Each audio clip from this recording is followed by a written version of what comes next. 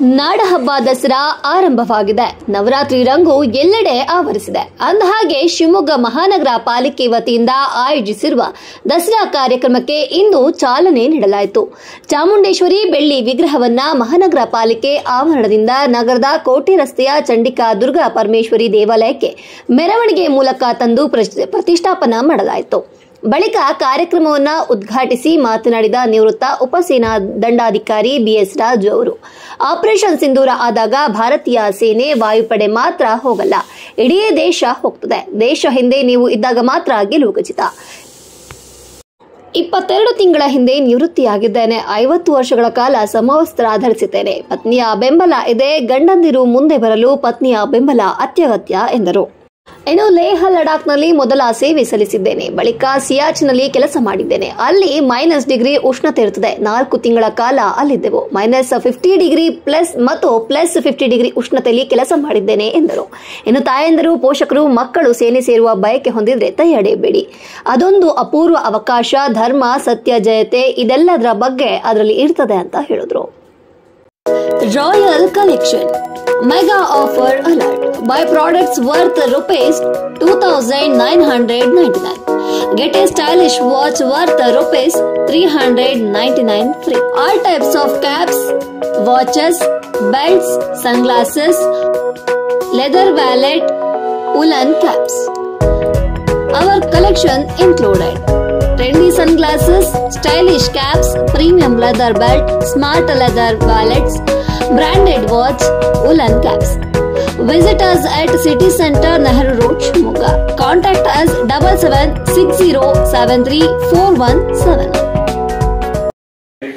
ಜನಪ್ರತಿನಿಧಿಗಳಿಗೆ ಮತ್ತು ಬಹಳ ಸಂಖ್ಯೆಯಲ್ಲಿ ಸೇರಿರುವ ಶಿವಮೊಗ್ಗ ಮತ್ತು ಅಕ್ಕಪಕ್ಕದ ಊರುಗಳಿಂದ ಬಂದಿರುವ ನಾಗರಿಕರಿಗೆ ನನ್ನ ನಮಸ್ಕಾರಗಳು ಮತ್ತು ದಸರಾ ಹಬ್ಬದ ಶುಭ ಹಾರೈಕೆಗಳು.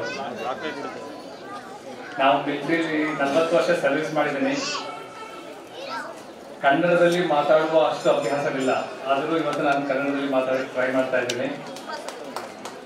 ಇದಲ್ಲದೆ ಶಿವಮೊಗ್ಗದ ನಗರ ಪಾಲಿಕೆ ಸಿಬ್ಬಂದಿ ವರ್ಗ ಮತ್ತು ಎಲ್ಲ ಕಾರ್ಯಕರ್ತರಿಗೆ ನನ್ನ ವಿಶೇಷ ಅಭಿನಂದನೆಗಳು. ಯಾಕಂದ್ರೆ ನೀವೆಲ್ಲರೂ ಕಷ್ಟಪಟ್ಟು ಈ ಸುಂದರವಾದ ದಸರಾ ಹಬ್ಬವನ್ನ ಆರ್ಗನೈಸ್ ಮಾಡಿದ್ದೀರ.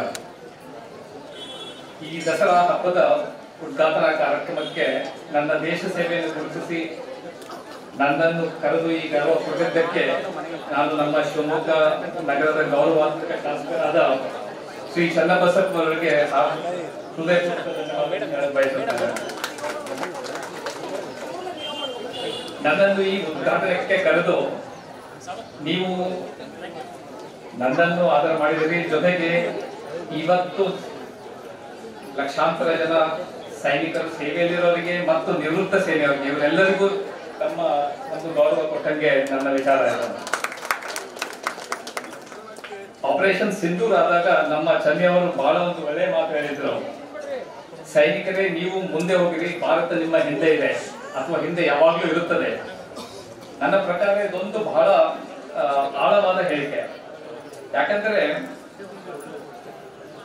ಭಾರತೀಯ ಸೇನೆಯಾಗಲಿ ಭಾರತೀಯ ವಾಯುಪಡೆಯಾಗಲಿ ಯುದ್ಧಕ್ಕೆ ಹೋಗಲ್ಲ. ಯುದ್ಧಕ್ಕೆ ಹೋದಾಗ ಫುಲ್ ದೇಶ ಯುದ್ಧಕ್ಕೆ ಹೋಗುತ್ತದೆ.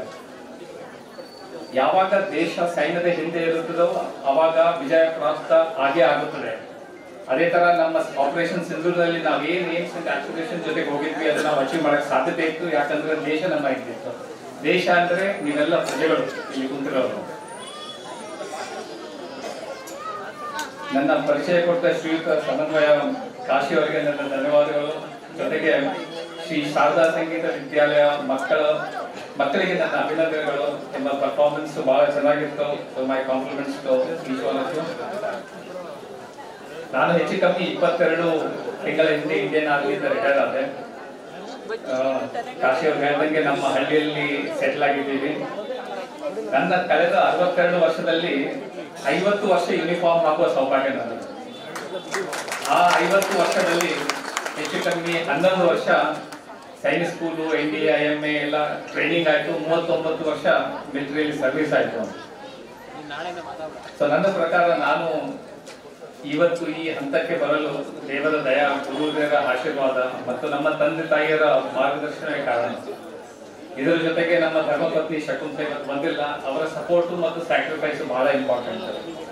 ಇಲ್ಲಿ ಬಹಳ ಪ್ರಮಾಣದಲ್ಲಿ ಲೇಡೀಸ್ ಕುಂತಿದ್ದಾರೆ. ನಿಮ್ಮ ಗಂಡಂದಿರು ಮುಂದೆ ಬರ್ತಾ ಇದ್ದಾರೆ ಅಂದ್ರೆ ನಿಮ್ಮ ಬೆಂಬಲ ಬಹಳ ಇಂಪಾರ್ಟೆಂಟ್, ನಿಮ್ಮ ಸಪೋರ್ಟ್ ಬಹಳ ಇಂಪಾರ್ಟೆಂಟ್. ಸೊ ಅವರಿಗೆ ನನ್ನ ವಿಶೇಷ ನಮಸ್ಕಾರ. ಈ 39 ವರ್ಷ ಮಿಲಿಟರಿ ಸರ್ವಿಸ್ ನಲ್ಲಿ ಕಾಶ್ಮೀರದಿಂದ ಕೆಳಗಡೆ ಕನ್ಯಾಕುಮಾರಿ, ಈ ಕಡೆ ರನ್ ಆಫ್ ಕಚ್ ಇಂದ ಮಣಿಪುರ್ ಎಲ್ಲ ಕಡೆ ನಮಗೆ ಸರ್ವಿಸ್ ಮಾಡುವ ಚಾನ್ಸ್ ಸಿಕ್ಕಿತ್ತು.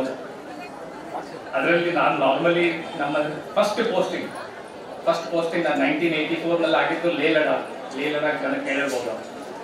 ಅದರಲ್ಲೂ 6 ತಿಂಗಳು ಹೋದಲ್ಲಿ ನಾವು ಸಿಯಾಚಿನ್ ಗ್ಲೇಷಿಯರ್ ನಲ್ಲಿ ಡಿಪ್ಲೋ ಆದ್ವಿ. ಸಿಯಾಚಿನ್ ಗ್ಲೇಷಿಯರ್ ಇರೋದು ಸ್ಟಾರ್ಟ್ ಆಗೋದು 18,000 ಅಡಿ ಇಂದ 22,000 ಅಡಿ ನಾವು ಹೋಗ್ತದೆ. ಅಲ್ಲಿ ಟೆಂಪರೇಚರ್ -50 ಡಿಗ್ರಿ ಸೆಂಟಿಗ್ರೇಡ್. ನಿಮ್ಮ ಡೀಪ್ ಫ್ರೀಜರ್ ಒಳಗೆ -10 ರಿಂದ 12 ತನಕ ಇರುತ್ತೆ. ನಮ್ಮ ಕಡೆಯಿಂದ ಜನ ಹೈಟಿಗೆ ಮೌಂಟೇನ್ ಎಕ್ಸ್ಪೆಡಿಷನ್ ಅಂತ ಹೋಗ್ಬಿಟ್ಟು ಒಂದು ಬಾವುಟ ಹಾಕಿ ಒಂದು 15 ನಿಮಿಷ ಆಯ್ತು ಬಂದ್ಬಿಡ್ತೀವಿ ಕೆಳಗಡೆ. ಸೊ ನಾವು ಅವಾಗ ಇಂಡಿಯಾ ಪಾಕಿಸ್ತಾನ ಮಧ್ಯೆ ಅಲ್ಲಿ ಗಲಾಟೆ ಆಗಿತ್ತು. ಸೊ ನಾವಲ್ಲಿ ಹೋಗಿ ಫುಲ್ 4 ತಿಂಗಳು ಮೇಲಿದ್ವಿ. ಆ -50 ಡಿಗ್ರೀಸ್ ವಿಂಡ್ ಚಿಲ್ ಫ್ಯಾಕ್ಟರ್ ಅಂತ ಇರ್ತದೆ. ಗಾಳಿ ಬೀಸಿದಾಗ ಅದ್ರ ಟೆಂಪರೇಚರ್ ಇನ್ನೂ ಕೆಳಗೆ ಹೋಗುತ್ತದೆ. ಸೊ ಆ ವಾತಾವರಣದಲ್ಲಿ ನಮಗೆ ಶುರುವಿನಲ್ಲಿ ಸೆಕೆಂಡ್ ಲೆಫ್ಟಿನೆಂಟ್ ಯಂಗ್ ಆಫೀಸರ್ ಇದ್ದಾಗ ಆಪರೇಷನ್ ಮಾಡಕ್ಕೆ ಚಾನ್ಸ್ ಸಿಕ್ತು. ನಿಮಗೆಲ್ಲರಿಗೂ ಚಾನ್ಸ್ ಸಿಕ್ಕರೆ ಅಟ್ಲೀಸ್ಟ್ ಲೇ ಲಡಾಖ್ ಒಂದ್ಸತಿ ಹೋಗಿ ನೀವು ನೋಡೋದು. ಲೇವಿಗೆ ವಿಮಾನದಲ್ಲಿ ಇಳಿದಾಗ ನೀವು 10,000 ಅಡಿ ಎತ್ತರದಲ್ಲಿ ನಿಮ್ಮ ವಿಮಾನ ಇಳಿಯುತ್ತದೆ. ಅದಾದ್ಮೇಲೆ ನಮಗೆ ಕಾಶ್ಮೀರದಲ್ಲಿ ಒಂದು 4-5 ಕಡೆ ಸರ್ವಿಸ್ ಮಾಡೋ ಚಾನ್ಸ್ ಸಿಕ್ತು. ಉರಿ ಕೇಳಿರ್ಬೋದು ನಾವು, ಅಲ್ಲಿ ಕಮಾಂಡರ್ ಆಗಿದ್ದೆ. ದಕ್ಷಿಣ ಕಾಶ್ಮೀರ ಫುಲ್ ಕಾಶ್ಮೀರದ ಇನ್ಚಾರ್ಜ್ ನಾನಿದ್ದೆ 2019 ಒಳಗೆ. ಇದೇ ತರ -40 ಹೆಂಗಿರುತ್ತೋ ಅದೇ ತರ ನಾವು +50 ನೋಡಿದ್ದೀವಿ. ಡ್ರಾಸ್ ಟ್ಯಾಕ್ಸ್ ಅಂತ 1987 ಒಳಗೆ ಇಂಡಿಯಾ ಪಾಕಿಸ್ತಾನ ಮತ್ತೆ ಗಲಾಟೆ ಆಗೋ ಸಂಭವ ಆಗಿತ್ತು. ಅವಾಗ ನಾವು ಒಂದು ವರ್ಷ ಡಿಪ್ಲೋ ಆಗಿದ್ವಿ. ಅಲ್ಲಿ ಟೆಂಪರೇಚರ್ +50 ಡಿಗ್ರೀಸ್. ಸೊ ಇದೆಲ್ಲ ಹೇಳೋದು ಒಂದು ಮಾತು ಏನಂದ್ರೆ, ಮಿಲಿಟರಿಲಿ ನೀವೆಲ್ಲರೂ ಸೇರ್ಕೊಂಡ್ರೆ ಒಂದು ಆಪರ್ಚುನಿಟಿ ಸಿಗುತ್ತೆ ದೇಶ ನೋಡೋಕ್ಕೆ, ವಿದೇಶ ನೋಡೋಕ್ಕೆ, ಪ್ಲಸ್ ಈ ತರದ ವಾತಾವರಣದಲ್ಲಿ ಒಂದು ದೇಶಕ್ಕೆ ಸೇವೆ ಕೊಡೋದಕ್ಕೆ. ನಾನು ಇವತ್ತಿಗೆ ಮಾತಾಡ್ತಿರ್ಬೇಕಾದ್ರೆ, ನೀವೆಲ್ಲರೂ ಈ ಕೂತ್ಕೊಂಡು ಈ ಸಂಭ್ರಮ ಮಾಡ್ತಿರ್ಬೇಕಾದ್ರೆ, ನಮ್ಮ ಲಕ್ಷಾಂತರ ಸೈನಿಕರು ಈಗೂ ಗಡಿ ಪ್ರದೇಶದಲ್ಲಿ ಮಳೆ ಹಿಮ ಅವನ್ನೆಲ್ಲರೂ ಎದುರಿಸ್ಕೊಂಡು ಪೆರಿದಾರ ಆಗಿದ್ದಾರೆ. So they are doing the job because of which you are able to live in peace here. So ನಾನು ಇನ್ನೊಂದು 2 ಮಾತು ಹೇಳ್ತೀನಿ ಮಿಲಿಟರಿ ಬಗ್ಗೆ. ನೀವೆಲ್ಲರೂ ತಾಯಂದ್ರು ಕೂತಿದ್ದೀರ. ನಮ್ಮ ತಂದೆ ಮಿಲಿಟರಿ ಸೇರ್ಬೇಕಂತಿದ್ರು 1962 ನೊಳಗೆ. ಅವಾಗ ಅವರ ತಾಯಿ ನಿಲ್ಸಿದ್ರು ಮತ್ತೆ, ಯಾಕೆ ಹೋಗ್ತೀಯ ಮಿಲಿಟರಿ ಸೇರಕ್ಕೆ ಅಂತ. ಆ ಆಸೆ ನಾನು ಪೂರೈಕೆ ಆಯ್ತು. ಸೊ ಇಲ್ಲಿ ಕುಂತಿರುವ ಲೇಡೀಸು ಪ್ಲಸ್ ಪೇರೆಂಟ್ಸ್ ಕುಂತಿದ್ದೀರ, ನಿಮ್ಮ ಮಕ್ಕಳು ಮಿಲಿಟರಿ ಸೇರ್ಬೇಕು ಅಂದ್ರೆ ನಿಲ್ಲಿಸ್ಬೇಡಿ. ಅದೊಂದು ಅದ್ಭುತವಾದ ಅವಕಾಶ ಅವರಿಗೆ ಸೇವೆ ಸಲ್ಲಿಸೋದು. ಸೊ ಇದ್ರ ಬಗ್ಗೆ ನಿಮಗೆ ಏನಾದ್ರು ಹೆಚ್ಚಿಗೆ ಮಾಹಿತಿ ಬೇಕು ಅಂದ್ರೆ ಬರ್ಬೋದು. ಬಗ್ವಳ್ಳಿ ಇಲ್ಲಿಂದ ದೂರ ಅಲ್ಲ, ಇಂಟರ್ನೆಟ್ ನಲ್ಲೂ ನಿಮಗೆ ಸಿಗುತ್ತೆ. ಬಟ್ ನಾನು ಫಸ್ಟ್ ಅಲ್ಲಿ ಮೀಟ್ ಮಾಡ್ಬೇಕು ಅಂದ್ರೆ ಬರ್ಬೋದು, ಮೀಟ್ ಮಾಡ್ಬೋದು. ಇದ್ರ ಬಗ್ಗೆ ನಾನು ಹೆಚ್ಚಿಗೆ ಮಾಹಿತಿ ಕೊಡ್ತೇನೆ. ದಸರಾ ಬಗ್ಗೆ 1-2 ಮಾತು. ಇವತ್ತು ನಾವು ದಸರಾ ಹಬ್ಬದ ಉದ್ಘಾಟನೆ ಮಾಡಿದ್ದೀವಿ. ದಸರಾ ಹಬ್ಬ ಎಂದರೆ ಸತ್ಯದ ಜಯ, ಧರ್ಮದ ಜಯ. ನೀವೆಲ್ಲರೂ ಕೇಳಿದ್ರಿ ಮಹಿಷಾಸುರ ಮರ್ದಿನಿ ದೇವಿಯ ವಿಜಯ, ರಾವಣನ ಕಥೆ. ಇವೆಲ್ಲವೂ ನಮಗೆ ಒಂದೇ ಒಂದು ಪಾಠ ಹೇಳ್ಕೊಡ್ತಾರೆ. ಏನಂದ್ರೆ, ಅನ್ಯಾಯ ಎಷ್ಟೇ ಬಲಶಾಲಿ ಆಗಿದ್ದರೂ ಸತ್ಯ ಮತ್ತು ಧರ್ಮದ ಮುಂದೆ ಅದು ಯಾವಾಗಲೂ ಸೋಲಲೇಬೇಕು. ಇದಕ್ಕೆ ಸಾಮಾಜಿಕ ಒಂದು ಮಹತ್ವ ಇದೆ. ಏನಂದ್ರೆ, ಹಬ್ಬ ಅನ್ನೋದು ಕೇವಲ ಅಲಂಕಾರ, ದೀಪ, ಮೆರವಣಿಗೆ ಮಾತ್ರವಲ್ಲ. ಹಬ್ಬ ನಮ್ಮನ್ನು ಒಟ್ಟುಗೂಡಿಸುತ್ತದೆ. ನಗರದಿಂದ ಗ್ರಾಮವರೆಗೂ, ಶ್ರೀಮಂತರಿಂದ ಸರಳ ಜೀವಿಗಳಿಗೂ ಎಲ್ಲರಿಗೂ ಒಂದೇ ವೇದಿಕೆಯಲ್ಲಿ ಸೇರಿ ಸಂಭ್ರಮಿಸುವುದು ದಸರಾ ಹಬ್ಬದ ವಿಶೇಷತೆ. ನಾನು ನಿಮ್ಮ ಪ್ರೋಗ್ರಾಮ್ ನೋಡ್ತಾ ಇದ್ದೆ. ಇಲ್ಲಿ ಸಂಗೀತ, ನೃತ್ಯ, ನಾಟಕ, ಕಲೆ, ಕ್ರೀಡೆ ಎಲ್ಲವೂ ಜೀವಂತವಾಗಿ ಕಾಣ್ತಿದ್ದಾರೆ. ಇದು ನಮ್ಮ ಸಂಸ್ಕೃತಿ ಜೀವಂತವಾಗಿರುವುದಕ್ಕೆ ಒಂದು ಸಾಕ್ಷಿ. ಯುವಕರಿಗೂ ಒಂದು ಸಂದೇಶ ಇದೆ ದಸರಾ ಹಬ್ಬದಲ್ಲಿ. ನಾವು ವಿಶೇಷವಾಗಿ ಯುವಕರಿಗೆ ಹೇಳಬೇಕಂದ್ರೆ, ಹಬ್ಬಗಳು ಕೇವಲ ರಜಾ ಅಥವಾ ಮನೋರಂಜನೆ ಅಲ್ಲ, ಹಬ್ಬಗಳು ಪಾಠ ಕಲಿಸುವ ಒಂದು ಶಾಲೆ. ದಸರಾ ಹಬ್ಬದಲ್ಲಿ ನಡೆಯುವ ನಾಟಕ, ಕ್ರೀಡೆ, ಕವನ, ಸ್ಪರ್ಧಾ, ಸಂಗೀತ, ನೃತ್ಯ ಇವೇನ್ ಕಲಿಸ್ಕೊಡ್ತೇವೆ ಅಂದ್ರೆ ಒಂದು ಶಿಸ್ತು, ಧೈರ್ಯ, ತ್ಯಾಗ, ಸೇವಾ ಭಾವನ ಕಲಿಸ್ಕೊಡ್ತೇವೆ. ಯುವಕರಿಗೆ ಈಗಿನ ಕಾಲದಲ್ಲಿ ವಿಜ್ಞಾನ ಮತ್ತು ತಂತ್ರಜ್ಞಾನ ಬಹಳ ಇಂಪಾರ್ಟೆಂಟ್. ಅದರ ಜೊತೆಗೆ ಕಲಿಬೇಕಾಗಿದ್ದು ಮೌಲ್ಯಗಳು ಮತ್ತು ಸಂಸ್ಕೃತಿ ಕಾಪಾಡುವುದು ಒಂದು ವಿಚಾರ ಇರಬೇಕು. ಆಗ ಮಾತ್ರ ನಮಗೆ ಸಮಾಜದಲ್ಲಿ ಒಂದು ಸಮತೋಲನೆ ಕಾಣುತ್ತದೆ. Science and tradition both have to go together. ಈ ದಸರಾ ಹಬ್ಬ ಯಶಸ್ವಿಯಾಗಿ ನಡೆಯಲು ಬಹಳ ಜನ ಕಷ್ಟಪಟ್ಟಿದ್ದಾರೆ. ಸರ್ಕಾರ, ಸಂಘಟಕರು, ಬೇರೆ ಬೇರೆ ಅಸೋಸಿಯೇಷನ್ಸ್, ಪೊಲೀಸ್, ಸ್ವಚ್ಛತಾ ಸಿಬ್ಬಂದಿ ಎಲ್ಲರೂ ಶ್ರಮಿಸಿದ್ದಾರೆ. ಅವರೆಲ್ಲರಿಗೂ ನಾವು ಧನ್ಯವಾದ ಹೇಳಬೇಕು ಅಂತ ಹೇಳ್ತೇನೆ. ನಾವು ನಾಗರಿಕರಾಗಿ ನಮ್ದೇನು ರೆಸ್ಪಾನ್ಸಿಬಿಲಿಟಿ ಇದೆ, ಈ ಹಬ್ಬದಲ್ಲಿ ನಾವು ಶಿಸ್ತು ಪಾಲಿಸಬೇಕು, ಬಹಳ ಇಂಪಾರ್ಟೆಂಟ್. ಸಾರ್ವಜನಿಕ ಸ್ಥಳಗಳನ್ನು ಗೌರವಿಸಬೇಕು. ಪ್ಲಾಸ್ಟಿಕ್ ಬಳಕೆ ಇವೆಲ್ಲ ಗಲ್ಟಿ ಮಾಡ್ತೀವಿ ಕಾಮನ್ ಇಂಥ ದೊಡ್ಡ ಫಂಕ್ಷನ್ ಆದಾಗ ಅದನ್ನ ಕಂಟ್ರೋಲ್ ಮಾಡೋದು ಬಹಳ ಇಂಪಾರ್ಟೆಂಟ್. ಕಸವನ್ನು ಎಸೆಯಬೇಕು. ಸ್ವಚ್ಛತೆಗೆ ಅವಾಗ ನಾವು ಕಾಪಾಡು ಮಾಡ್ತೀವಿ, ಅವಾಗ ದಸರಾ ಇನ್ನೂ ಸುಂದರವಾಗಕ್ಕೆ ಸಾಧ್ಯತೆ ಇದೆ. ನಾನು ಎಲ್ಲಿ ಹೋದಲ್ಲಿ ಹೇಳ್ತೀನಿ, ನಮ್ಮ ದೇಶ ಮುಂದೆ ಬರಬೇಕು ಅಂದ್ರೆ ಸ್ವಚ್ಛತೆ ಬಹಳ ಇಂಪಾರ್ಟೆಂಟ್. ಸಿಂಗಾಪುರ್ ದೇಶದ ಪ್ರೈಮ್ ಮಿನಿಸ್ಟರ್ ಇದ್ದಾರೆ, ಲೀ ಕ್ವಾನ್ ಯು ಅಂತ. ಅವರು 40 ವರ್ಷ ಸಿಂಗಾಪುರದ ಪ್ರೈಮ್ ಮಿನಿಸ್ಟರ್ ಇದ್ರು. ಅವ್ರು ಹೇಳ್ತಾ ಇದ್ರು, ಒಂದು ಭಾಷಣದಲ್ಲಿ ಕೇಳಿದ್ದೀನಿ, ಅವರು ಪ್ರೈಮ್ ಮಿನಿಸ್ಟರ್ ಆದಾಗ 100 ದೇಶಗಳನ್ನ ವಿಸಿಟ್ ಮಾಡಿದ್ದಾರೆ. ವಿಸಿಟ್ ಮಾಡಿದಾಗ ಏರ್ಪೋರ್ಟ್ನಾಗ ಇರ್ತೀವಿ. ಏರ್ಪೋರ್ಟ್ನಾಗ ಇಳಿದ ಮೇಲೆ ಫಸ್ಟ್ ಎಲ್ಲಿಗೆ ಹೋಗ್ತೀವಿ ನಾವು? ವಾಶ್ರೂಮ್ ಹೋಗ್ತೀವಿ. ಅವ್ರು ಹೇಳ್ತಾ ಇದ್ರು, ನಾನು ಆ ದೇಶದ ಏರ್ಪೋರ್ಟ್ ಇಳಿದಾಗ ಟಾಯ್ಲೆಟ್ ನೋಡಿ ಈ ದೇಶ ಮುಂದೆ 10-20 ವರ್ಷದಲ್ಲಿ ಎಲ್ಲೂ ಹೋಗಕ್ಕೆ ಸಾಧ್ಯತೆ ಅಂತ ಮೊದಲೇ ಅವ್ರನ್ನ ಡಿಸೈಡ್ ಮಾಡ್ತಾ ಇದ್ರು. ಸ್ವಚ್ಛತೆಗೆ ಸಿಂಗಾಪುರ್ ಅಷ್ಟು ಇಂಪಾರ್ಟೆನ್ಸ್ ಕೊಡ್ತಾರೆ. ಅದೇ ತರ ನಮ್ದು ಈ ವಿಚಾರ ಚೆನ್ನೈ ಜೊತೆಗೆ ಮಾತಾಡ್ಬೇಕು ಹೇಳ್ತಾ ಇದೆ. ಸ್ವಚ್ಛತೆ ಬಗ್ಗೆ ನಾವು ಬಹಳ ಕಷ್ಟಪಡಬೇಕಾಗಿದೆ. ನಮ್ಮ ದೇಶದಲ್ಲಿ ಎಲ್ಲ ಇದೆ, ಟ್ಯಾಲೆಂಟ್ ಇದೆ, ನಾಲೆಜ್ ಇದೆ, ಟ್ರೆಡಿಷನ್ಸ್ ಇದೆ, ಸಂಸ್ಕೃತಿ ಇದೆ, ಎಲ್ಲ ಇದೆ. ಒಂದು ಐಟಮ್ ಉಳಿದು ಮರಕ್ಕೆ ಅರ್ಥ ಆಗುವುದು ಸ್ವಚ್ಛತೆ. ಇದ್ರ ಬಗ್ಗೆ ಎಲ್ಲರೂ ನಾವು ವಿಚಾರ ಮಾಡೋದು ಬಹಳ ಇಂಪಾರ್ಟೆಂಟ್. ಜಾಸ್ತಿ ಟೈಮ್ ತಗೊಳ್ಳಲ್ಲ. ಈ ದಸರಾ ಹಬ್ಬ ಸ್ಥಳೀಯ ಕಲಾವಿದರಿಗೆ, ಶಿಲ್ಪಿಗಳಿಗೆ, ಹಸ್ತ ಕಲಾವಿದರಿಗೆ, ವ್ಯಾಪಾರಿಗಳಿಗೆ ಒಳ್ಳೆಯ ಅವಕಾಶ ಕೊಡುತ್ತದೆ. ಅವರು ತಮ್ಮ ಕಲೆ ಮತ್ತು ಪರಿಶ್ರಮ ತೋರಿಸುತ್ತಾರೆ. ಅವರಿಗೆ ಬೆಂಬಲ ನೀಡುವುದು ನಮ್ಮದು ಬಹಳ ಇಂಪಾರ್ಟೆಂಟ್ ಕರ್ತವ್ಯ. ಅವರ ಕೆಲಸ ಉಳಿದರೆ ನಮ್ಮ ಸಂಸ್ಕೃತಿಯನ್ನು ಉಳಿಯುತ್ತದೆ ಎಂದು ನಮ್ಮದು ವಿಚಾರ.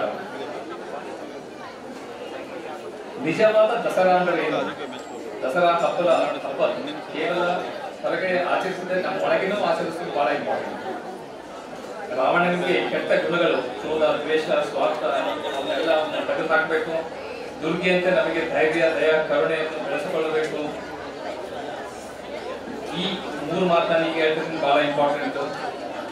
ಸತ್ಯ, ಪ್ರಾಮಾಣಿಕತೆ, ಸೇವಾ ಭಾವ ಇವೇ ದಸರಾದ ನಿಜವಾದ ದೀಪಗಳು. ಇನ್ನೊಂದ್ಸತಿ ಹೇಳ್ತೀನಿ, ಸತ್ಯ, ಪ್ರಾಮಾಣಿಕತೆ, ಸೇವಾ ಭಾವ ಇವೇ ದಸರಾದ ನಿಜವಾದ ದೀಪಗಳು. ಕೊನೆಯಲ್ಲಿ ಈ ದಸರಾ ಹಬ್ಬ ಎಲ್ಲರಿಗೂ ಆರೋಗ್ಯ, ಸಮೃದ್ಧಿ, ಸಂತೋಷ ತರಲಿ. ನಮ್ಮ ಮಕ್ಕಳಿಗೆ, ಯುವಕರಿಗೆ ಪ್ರೇರಣೆಯೊಂದಿಗೆ ಬೆಳೆದು ನಮ್ಮ ನಗರ, ನಮ್ಮ ರಾಜ್ಯ, ನಮ್ಮ ದೇಶವನ್ನು ಮುಂದುವರಿಯಲಿಕ್ಕೆ ಶಕ್ತಿ ಕೊಡಲಿ ಎಂದು ನಾನು ದೇವರಲ್ಲಿ ಪ್ರಾರ್ಥಿಸುತ್ತೇನೆ. ನಮ್ಮ sir M Visvesvaraya recently engineer ಏನೋ ಆಯಿತು, ಅವರೊಂದು ಒಳ್ಳೆ ಮಾತಾಡಿದ್ರು, ನೀವು ಯಾವ ಕೆಲಸದಲ್ಲಿ ಇರೋ ಆ ಕೆಲಸವನ್ನು ಚೆನ್ನಾಗಿ ಮಾಡುವುದನ್ನು ಕಲಿಬೇಕು. ಎಲ್ಲರೂ ಶಾಸಕರಾಗಕ್ಕಾಗಲ್ಲ, ಎಲ್ಲರೂ ಆಫೀಸರಾಗಕ್ಕಾಗಲ್ಲ, ಎಲ್ಲರೂ ಟೀಚರ್ ಆಗಕ್ಕಾಗಲ್ಲ. ಬಟ್ ನಿಮ್ಗೆ ಎಲ್ಲರಿಗೂ ಒಂದೊಂದು ಕೆಲಸ ಇದೆ. ಆ ಕೆಲಸವನ್ನು ಚೆನ್ನಾಗಿ ಮಾಡಿದರೆ ನಮ್ಮ ದೇಶದಲ್ಲಿ. ಕೊನೆಗೆ ಮತ್ತೊಮ್ಮೆ ನಮ್ಮ ಶಾಸಕರಾದ ಶ್ರೀ ಚನ್ನಬಸಪ್ಪ ಅವರಿಗೆ ಹಾಗೂ ಈ ಸಂಘದ ಎಲ್ಲ ಮೆಂಬರ್ಸ್ಗೆ ನಾನು ಧನ್ಯವಾದ ಹೇಳ್ತೀನಿ. ಕೊಟ್ಟಿದ್ದೀರಾ. ಮೋಸ್ಟ್ ಇಂಪಾರ್ಟೆಂಟ್ಲಿ ಕಾಶಿ ಅವರು ಹೇಳಿದ್ರು, ಅವರು ನಮ್ಮ ಮನೆಗೆ ಬಂದು ನಮಗೆ ಒಂದು ಗೌರವ ಕೊಟ್ಟರು. ಆ ಥರ ಬಹಳ ಕಮ್ಮಿ ಜನನ ನಾನು ಲೈಫ್ನಲ್ಲಿ ನೋಡಿದ್ದೇನೆ. ಸೊ ನೀವೆಲ್ಲರೂ ಲಕ್ಕಿ, ಇಲ್ಲಿ ನಿಮಗೆ ಶಾಸಕರಾಗಿ ಇದ್ದಾರೆ. ಅವರು ಮಾಡುವ ಕೆಲಸಗಳನ್ನು ಬಹಳ ಇಂಪಾರ್ಟೆಂಟ್ ಇದ್ದಾವೆ. ಅವರಿಗೆ ನೀವು ಬೆಂಬಲ ನೀಡುವುದು ಬಹಳ ಇಂಪಾರ್ಟೆಂಟ್. ಕೊನೆಗೆ